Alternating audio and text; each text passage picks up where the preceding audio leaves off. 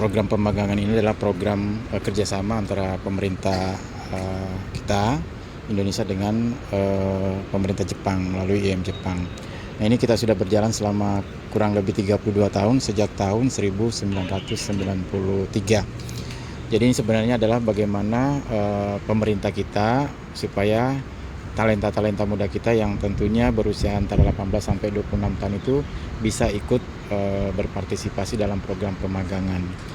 Kita ketahui bersama bahwa Jepang ini adalah salah satu negara yang memang sangat butuh terkait dengan sumber daya manusia, khususnya untuk tenaga-tenaga muda, karena dari sisi populasinya Jepang juga sudah minim untuk tenaga-tenaga muda, sehingga diharapkan beberapa negara yang bisa untuk ikut dalam program pemagangan. Jadi sebenarnya kalau magang itu adalah di sana belajar sambil bekerja.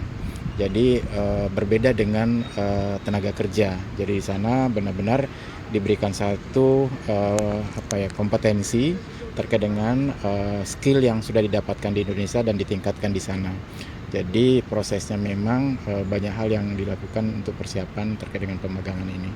Secara nasional sementara pemerintah Jepang sebenarnya tidak menargetkan jumlah ya. Yang penting sudah memenuhi persyaratan yang dipersyaratkan, sehingga berapapun jumlah yang disediakan oleh pemerintah Indonesia, Jepang siap menerima terkait dengan pemagangan itu. Sampai hari ini kita sudah mengirimkan sekitar 126.000 sejak tahun 93. Tapi memang ada seperti COVID kemarin, memang tidak dilaksanakan karena ada COVID ya, sehingga vakum di tahun 2019 sampai 2020. Nah, ini sudah sekitar 126.000 tenaga-tenaga muda kita yang kirim melalui program pemagangan tersebut. Itu setahun berapa kali? Kalau untuk setahun, karena dari sisi program IM-nya setiap bulan kita melakukan rekrutmen, tergantung daripada kesiapan dari Dinas Tenaga Kerja, dari Balai Latihan Kerja, dan beberapa lembaga lain yang memang mengajukan permohonan ke Kementerian Ketenagakerjaan untuk dilakukan proses rekrutmen. Setelah dari tes fisik ini mereka nanti kemana dan? Ya, jadi ini tes fisik ini adalah salah satu rangkaian dari 5 tahap. Jadi setelah tes fisik nanti kita akan melakukan tes selanjutnya berupa wawancara. Jadi wawancaranya pun sebenarnya memberikan pemahaman terkait dengan program-program IM Jepang. Jadi sebenarnya hanya ingin mengetahui terkait dengan pemahaman mereka terhadap pengetahuan terkait program-program pemagangan Jepang yang dilaksanakan ini. Sebelumnya tahapannya apa aja?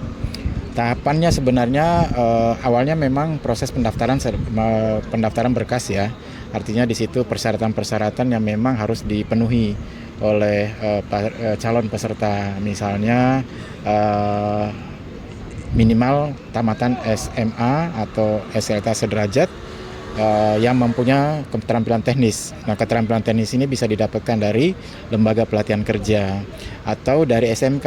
Kalau SMK memang dia sudah punya basic teknis ya. Nah, setelah itu beberapa persyaratan lain yang memang harus dilengkapi juga. Nah, kalau memang sudah lulus dari sisi pemberkasan, baru kita melakukan tes matematika. Jadi matematika itu sebenarnya dasar dari semua pembelajaran ya, karena basicnya juga kita lakukan.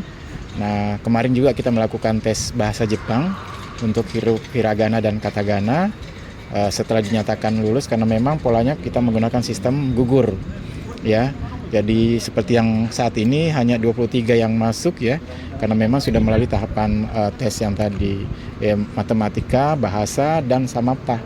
Nah, samapta ini sebenarnya pihak Jepang itu tidak menginginkan apabila ada hal-hal yang secara estetik mengganggu di kondisi peserta. Misalnya tatonya tidak boleh, ada tindik, kemudian ada hal-hal yang memang menyebabkan nanti dia mengganggu aktivitas pada saat magang di Jepang.